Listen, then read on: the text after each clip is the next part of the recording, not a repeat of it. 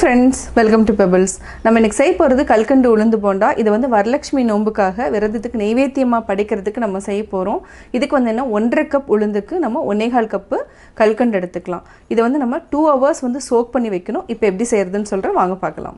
நம்ம இதுல 1.5 கப் அளவுக்கு உளுந்து எடுத்துக்கிறேன். 3 டேபிள்ஸ்பூன் பச்சரிசி எடுத்துக்கிறோம்.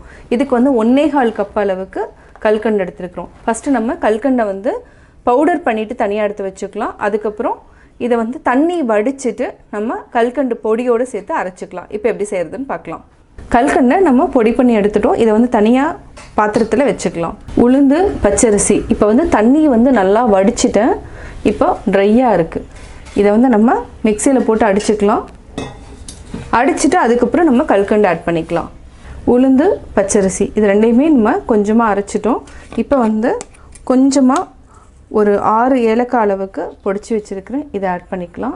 ஒரு சிட்டிகை உப்பு நம்ம கொஞ்சம் ஆட் பண்ணிக்கலாம். ஸ்வீட் வந்து நல்லாயிருக்கும். இது கூட நம்ம பொடி சேர்த்துக்கலாம். அதாவது கல்கண்டு பவுடர் பண்ணி வச்சுருக்குது ஆட் பண்ணிக்கலாம். தண்ணி ஆட் பண்ண வேண்டாம், இதுவே போதும். இப்போ நம்ம மிக்சியில் அடிச்சுக்கலாம். மிக்சியில் நம்ம அரைச்சிட்டோம். இப்போ ஒரு பவுலுக்கு மாற்றிக்கலாம். நல்லா மிக்ஸ் பண்ணிக்கோங்க. உங்களுக்கு கொஞ்சம் தண்ணியாக ஆயிடுச்சுன்னா மைதா மாவு இல்லைனா அரிசி மாவு கூட நம்ம மிக்ஸ் பண்ணிக்கலாம். இப்போ சின்ன சின்ன உருண்டைகளாக பிடிச்சி டீப் ஃப்ரை பண்ணிக்கலாம். இந்த மாதிரி கரெக்டாக இந்த பதம் வந்து கரெக்டான பதம் இப்படி இருக்கணும். உடனே விழுகக்கூடாது, இந்த மாதிரி விழுகணும்.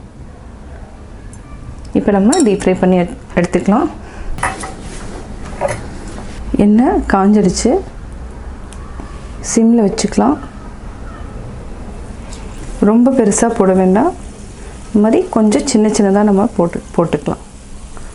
நல்லா பொன்னிறமானதுக்கப்புறம் எடுத்துக்கலாம். இதுக்கு வந்து பேக்கிங் பவுடர் எதுவுமே தேவையில்லை. நம்ம திருப்பி போட்டுக்கலாம். பச்சரிசி போட்டுக்கிறதுனால நம்மளுக்கு எண்ணெய் வந்து ஜாஸ்தி இழுக்காது.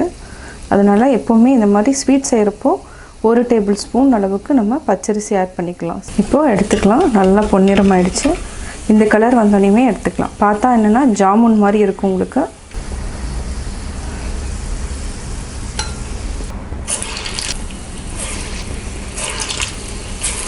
சீக்கிரமாக வெந்துடும். நல்லா திருப்பி போட்டுக்கோங்க. நம்ம வெந்ததை மட்டும் எடுத்துக்கலாம். அப்படி பொறுமையாக திருப்பி போட்டுக்கோங்க. பொன்னிறம் ஆயிடுச்சுன்னா நம்ம எடுத்துக்கலாம். இப்போ நல்லா வெந்துடுச்சு.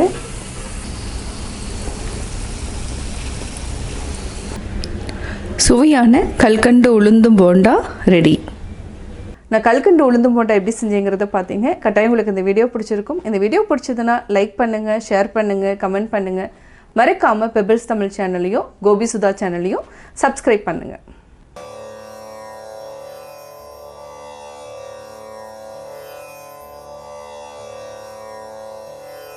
வேண்டுதல் வேண்டாமை இலான் அடி சேர்ந்தார்க்கு யாண்டும் இடும்பை இல. கடவுளுக்கு என்று விருப்பமும் கிடையாது, வெறுப்பும் கிடையாது. அப்படிப்பட்ட இறைவனின் திருவடிகளை வணங்குபவர்களுக்கு எந்தவித துன்பமும் கிடையாது.